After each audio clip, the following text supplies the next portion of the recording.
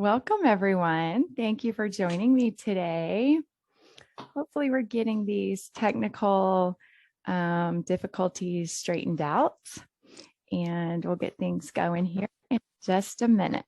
I know not everyone is here live, but several people want to be able to receive the recording of it later because they can't come live. So we're going to go ahead and get this meeting done, and whoever is on and whoever's watching later, welcome. I'm happy to have you.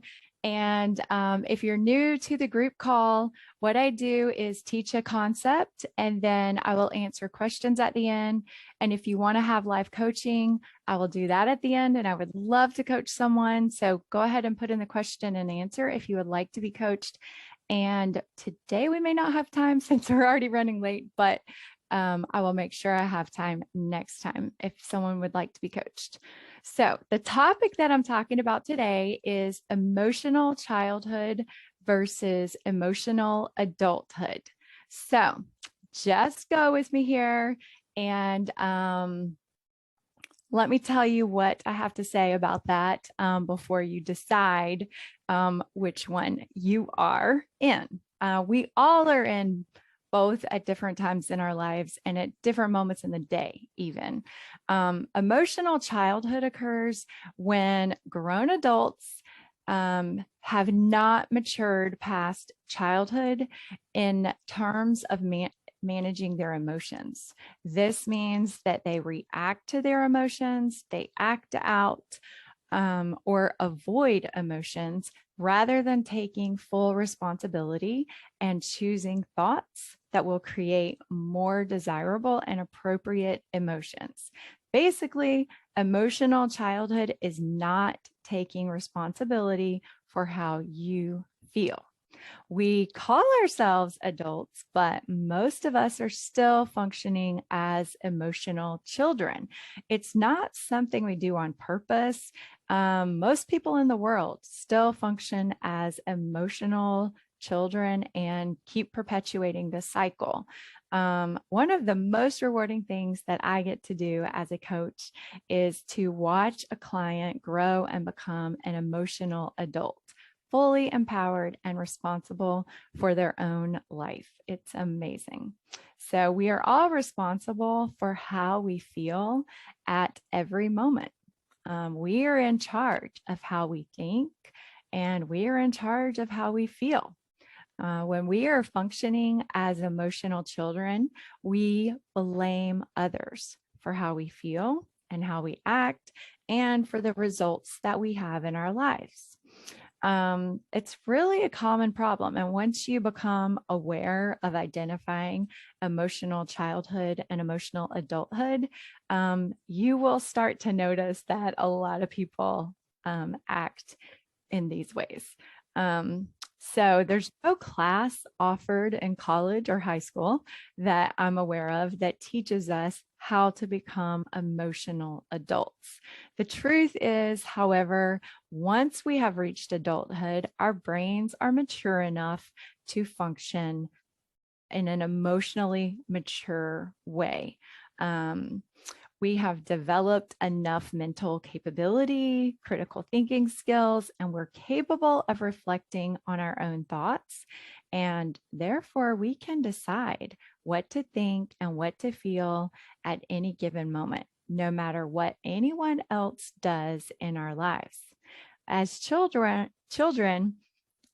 we don't have this capacity. In fact, we think that everything going on in our lives is what causes our feelings.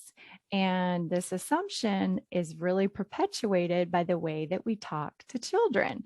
If you think about it, I'm sure you've said this or you've heard someone else say,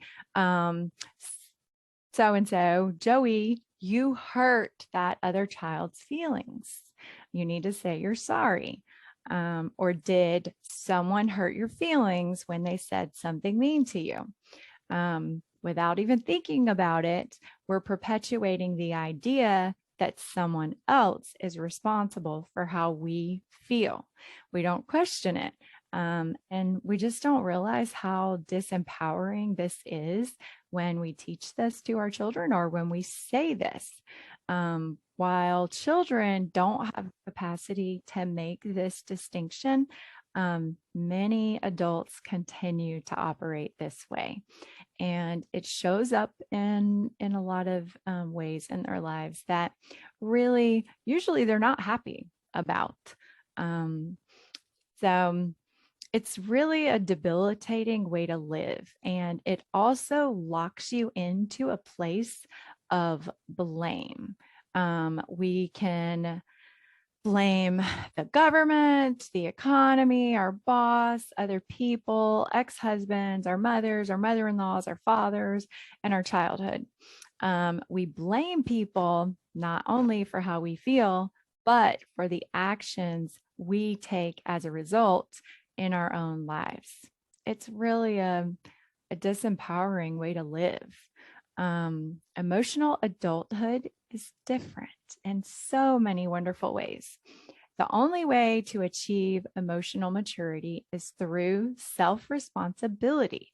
Emotional adulthood means taking responsibility for our pain and also for our own joy, not expecting other people to make us feel happy and not expecting other people to make us feel secure.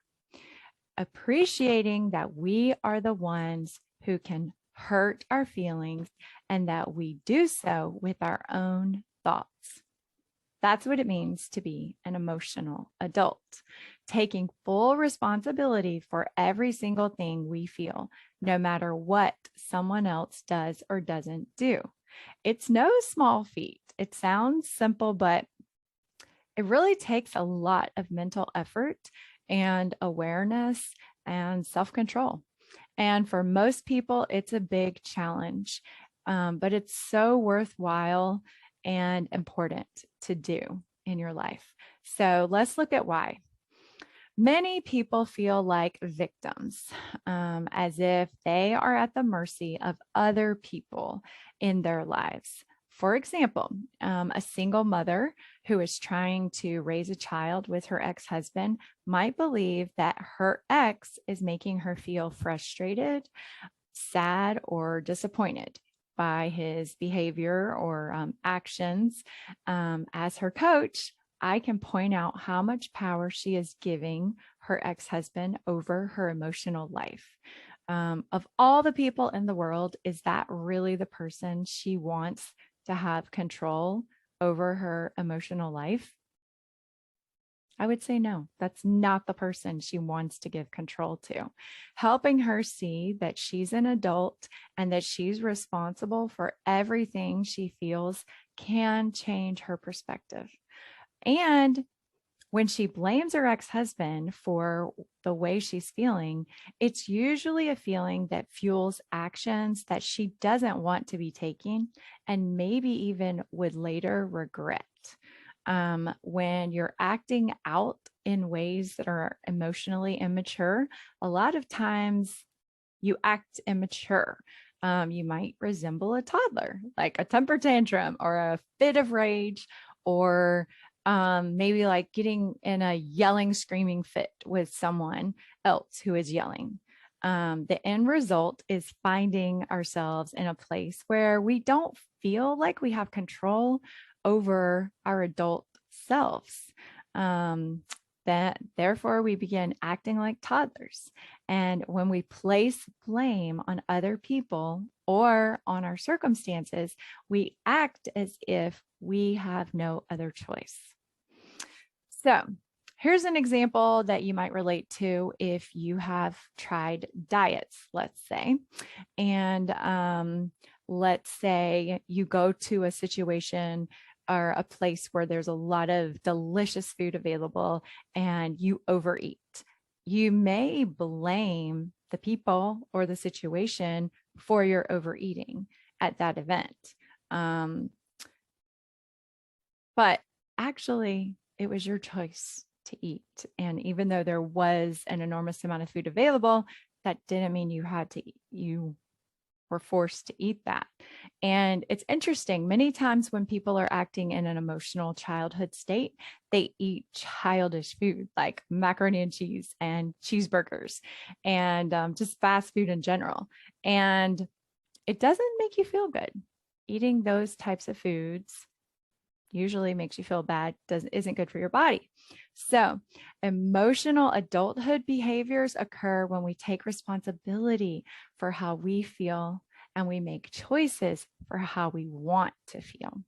When we do this, we end up so much more empowered and we get to be the people we truly want to be instead of existing in this default emotional childhood space. Rather than acting like a child out of control, we can allow ourselves to feel our feelings and without acting out to avoid or distract or to blame others. We can come from a clean place where we take the kind of action that produces the results we want in our lives. Let's apply this to relationships. So here's an example from a client. I've changed the name, but we'll say Allison gives her husband power over the way she feels. She believes that he is responsible for making her happy and that it's usually his fault when she is frustrated or sad. She believes that the things he does causes her emotions. Interesting, because this might sound familiar to you. A lot of therapists, and there are books out there that encourage this type of relationship. And because Allison is in this space, she's constantly trying to control her husband to get him to behave the way she wants him to so she can feel a certain way, right? Well, she regularly tells him what to do and how to do it, and then gets mad when he doesn't follow through on her request. Does this sound like a happy relationship to you? It's not, which is why she's coming to me for help, and we're working on changing that. So she was in a state where her emotions were all over the place because she was trying to control his actions, and he was just like a pawn in her emotional chessboard, which isn't healthy for either one of them. So Allison was in an extremely disempowered place and constantly frustrated. And because as much as she tried to control her husband to get him to do the things that would make her feel a certain way, he didn't like being controlled and didn't like when she tried controlling him. And it's not a good place for her either. No one wants to try to control other people to get to feel a certain way. And as contrary as that may seem to traditional therapy, a traditional therapist might suggest that Allison and her husband should be more open about how to meet each other's needs, and then focus on trying to meet each other's needs in their relationship. In coaching, we do the opposite. We teach our clients how to be empowered to meet their own needs, and it makes a huge difference. So if you were to tell your husband, here are my needs and you need to meet them, then you are like a dependent child who needs someone else to do all these certain things to make you happy or to make you feel loved or to make you feel secure. In turn, he would tell you how to meet his needs in order to make him happy, right? But you both have put your happiness and emotional well-being in each other's hands, which isn't a good place to be. Most people can't even manage their own emotions. They definitely can't handle managing your emotions too. So whether you realize it or not, most people don't want to spend all their time and energy trying to make other people happy because they're trying to manage their own emotional life. And that's a big enough responsibility, just taking care of your own emotional well-being. Delegating that responsibility to someone you love can really affect your relationship in a negative way, and it can be really painful. So instead, the best relationships are when two people come together and agree to meet their own needs. And then they just get to come together and enjoy each other and appreciate each other for all that they can do and enjoy together, the life that they can have together, and they're not dependent on each other for their emotional well-being. It's a really wonderful way to live. So if one person is having a hard time managing their emotional life, it's really unreasonable to expect the other person to be able to do it for them.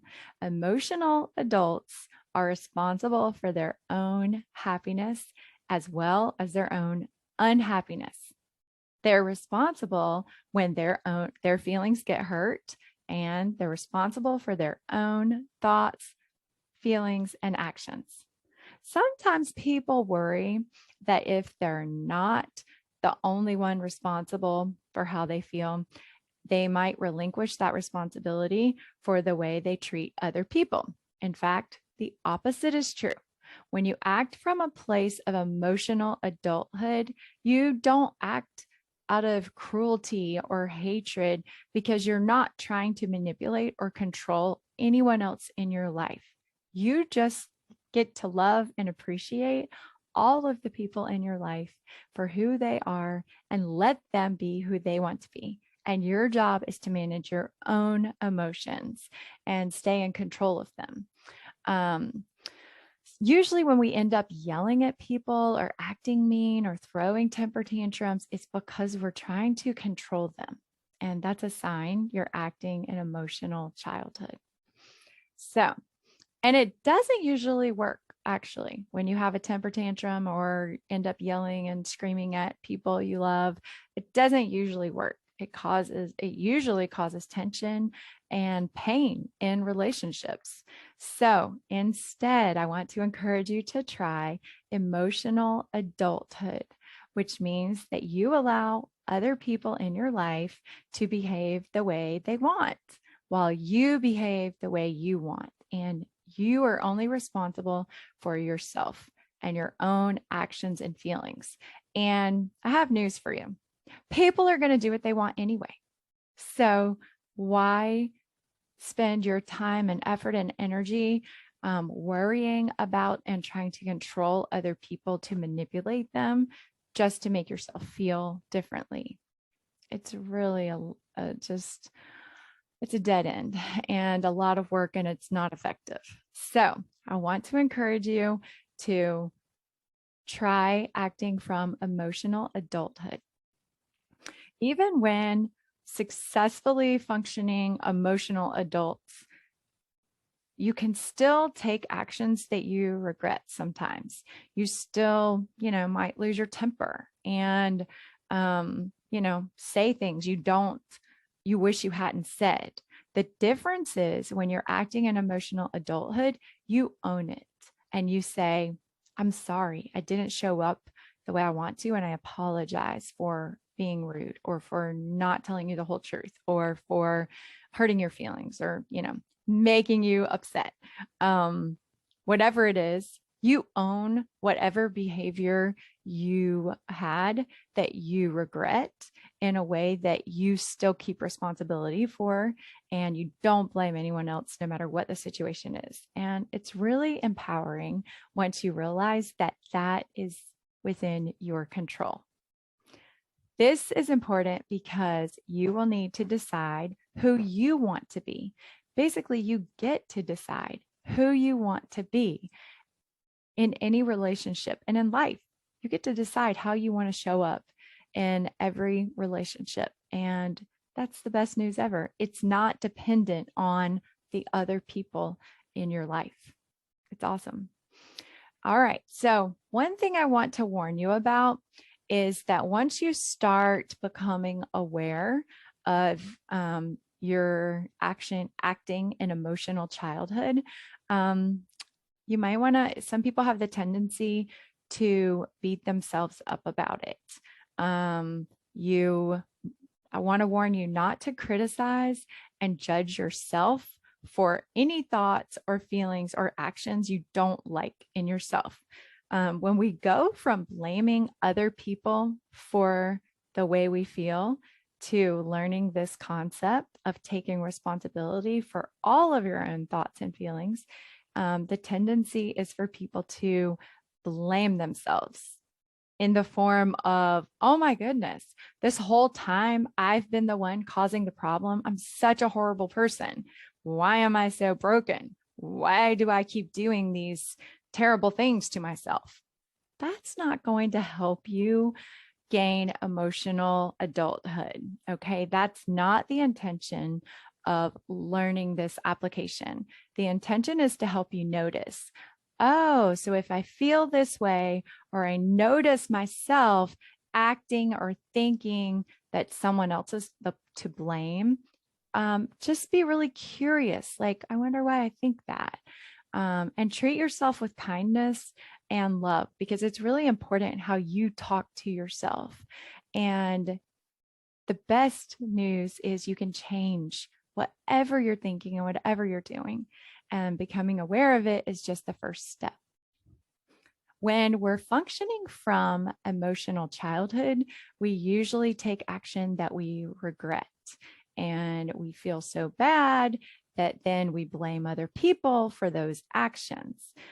It's called the shame blame cycle. And we will talk about that on a whole nother class, because there's a whole lot that we can talk about that. But when you start acting from emotional adulthood, this whole situation becomes a lot less likely, and it happens a lot less often because you stay in control of your thoughts and you become aware of how you're responding and feeling, and you're much less likely to act in ways that you will regret. So that's another great reason to learn how to act from emotional adulthood. You might also think that that doesn't sound fun, or maybe it's boring to act in emotional adulthood, and it sounds better to be a child, but it's really the opposite. Acting in emotional childhood is like being dependent on other people all around you to help to make you feel better, or to make you feel good or secure or loved. And it's really disempowering. Once you realize you get to feel however you want to feel, and it doesn't matter what people around you are doing or saying or how they're acting, then you get to take all of your power back, and you get to have the most fun ever, because you get to act in deliberate ways that you won't regret and that you can feel confident about. Okay, so I have one more example for you. And if you've ever been a dieter or tried to lose weight for a long time, you might relate to this example, maybe better than the previous ones. So I had this happen with one of my clients. We will call her Lisa. And she tried so many diets, and she would get really frustrated and angry when she would try a diet and it didn't work. So she's also an emotional eater. So she would sign up for a diet plan, and one right after the other, and then act like an emotional child on the diet plan.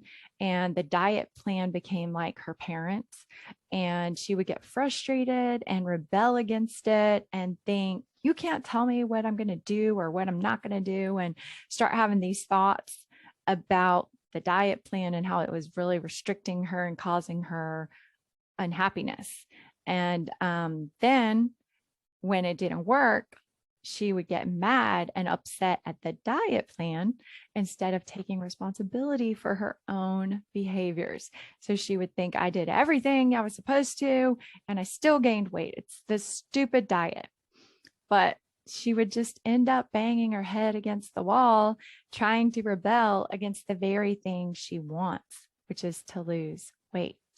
So She was functioning from a place of blame and feeling sorry for herself and wanting the diet to take care of her and be responsible for her happiness.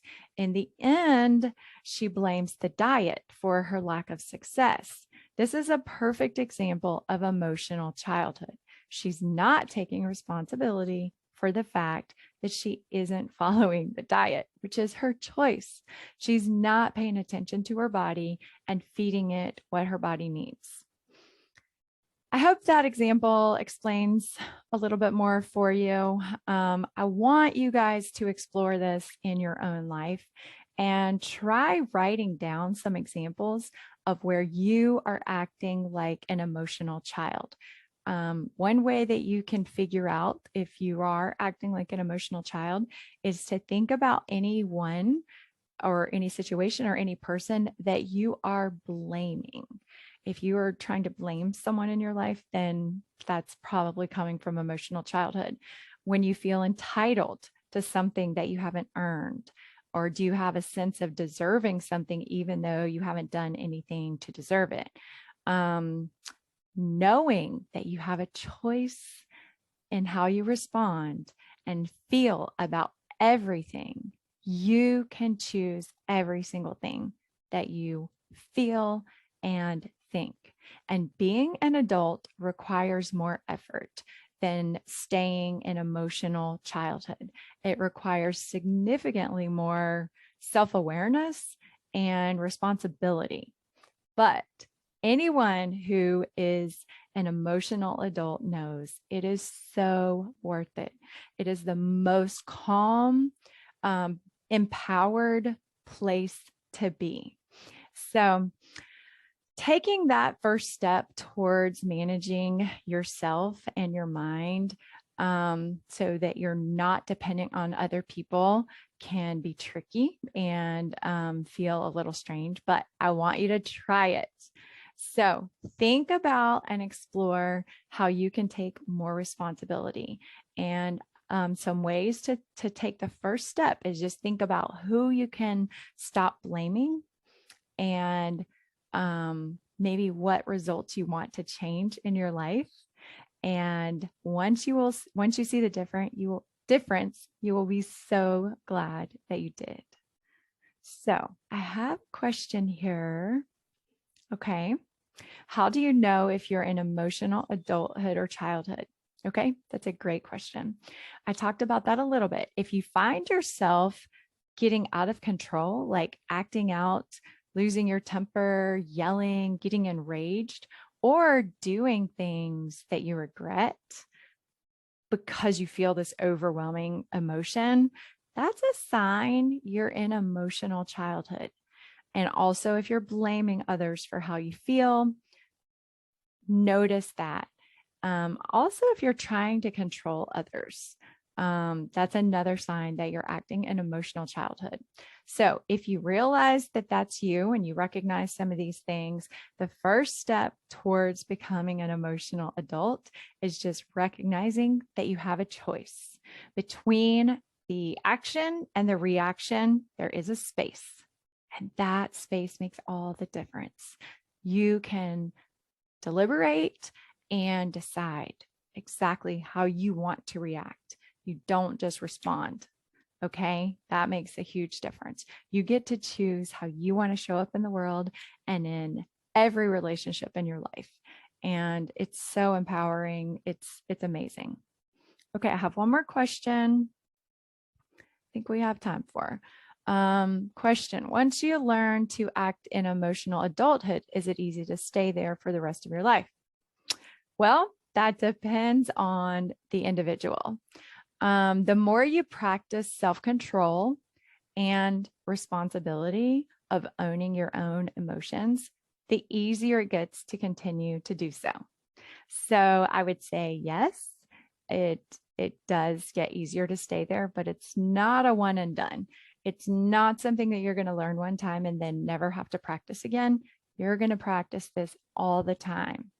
But we will all have times when we act in emotional childhood, when we act immature and we respond without thinking it through, and we do things we regret.